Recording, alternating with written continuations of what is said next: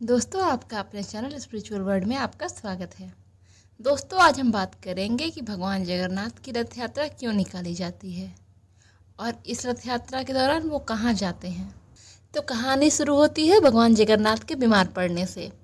दोस्तों, ज्येष्ठ माह की पूर्णिमा को भगवान को 108 घड़ों से स्नान कराया जाता है, जिसके बाद भगवान बीमार पड़ जाते हैं। लेकिन एक दूसरी मान्यता के अनुसार भगवान जगन्नाथ के एक महान भक्त थे जिनका नाम माधव दास था, जो नित्य भगवान का पूजन करते थे और उनके दर्शन करते थे और उनको अपना सखा मानते थे और प्रभु के साथ खेलते भी थे।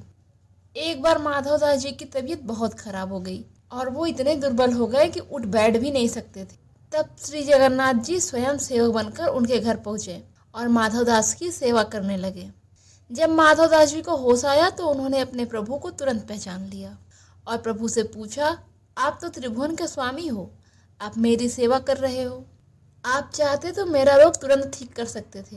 इस पर ठाकुर जी ने कहा कि जो प्रारब्ध में होता है उसे भोगना ही पड़ता है और अगर वो तुम्हारा कर्म इस जन्म में नहीं कटेगा तो तुम्हें अगला जन्म लेना पड़ेगा।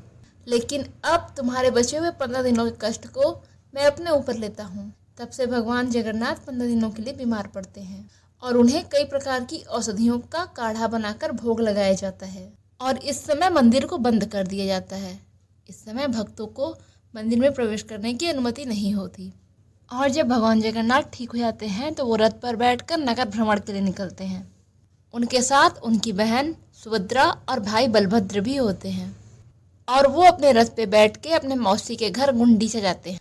रथ यात्रा का हिंदू धर्म में विशेष महत्व है। इसका वर्णन स्कंद पुराण, नारद पुराण, पद्म पुराण से लेकर ब्रह्म पुराण में भी मिलता है। मान्यता है कि भगवान जगन्नाथ बहन सुभद्रा और भाई बलभद्र के साथ अपने मौसी के घर रहने जाते हैं और यहाँ अपने 10 रूपों को धारण करते हैं और वहाँ उनका खूब आदर सत्कार होता है और मौसी से लाड़ दुलार भी मिलता है और उन्हें खूब पकवान खिलाए जाते हैं और जिन्हें खाकर भगवान जगन्नाथ बीमार भी पड़ जाते हैं और भगवान को ठीक करने के लिए उन्हें पथ्य का भोग भी लगाया जाता है और मौसी के यहाँ उनके दर्शन को आनब दर्शन कहा जाता है। इसके बाद भगवान जगन्नाथ अपने घर यानी जगन्नाथ मंदिर चले आते हैं। दोस्तों, अगर जानकारी पसंद आए तो वीडियो को लाइक और सब्सक्राइब जरूर करें और शेयर करना ना भूलें।